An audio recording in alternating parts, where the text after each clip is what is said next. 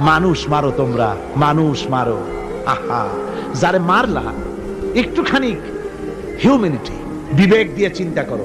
যাকে মেরেছ ওই রাত্রে তার বাড়ির কাছে যাও, ওই রাত্রে গোপনে তার বাড়ির কাছে গিয়ে দেখো তার মা কিভাবে তার সন্তানের জন্য কাঁদতেছে, মায়ের কোলটা খালি হয়েছে বলে কিভাবে কাঁদতেছে, তার বাবা কিভাবে কাঁদতেছে, তার বউ থাকলে কিভাবে ছটফট করতেছে, তার কলিজার টুকরা সন্তান থাকলে কিভাবে আব্বা আব্বা বলে কাঁদতেছে।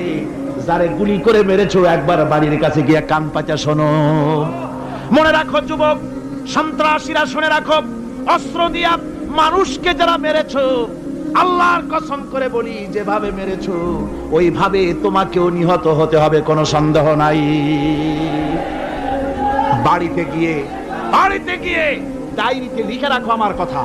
থামুন, বাড়িতে গিয়ে ডায়েরিতে লিখে রাখুন, ডায়েরিতে লিখে রাখো, যদি তুমি কাউকে হত্যা করে তার বউকে যদি বিধবা বানায় থাকো, তোমার বউ বিধবা হবেই, কোনো সন্দেহ নাই। তুমি যদি কারো ছেলেকে এতিম বানায় থাকো, তোমার ছেলেকে আল্লাহ এতিম বানায় রাস্তায় ভিক্ষা করায় ছাড়বেন। তুমি যদি কারো বাপকে মাকে কাঁদায় থাকো, আল্লাহ রাব্বুল আলামিন তোমার মা বাপকে কাঁদাবেন।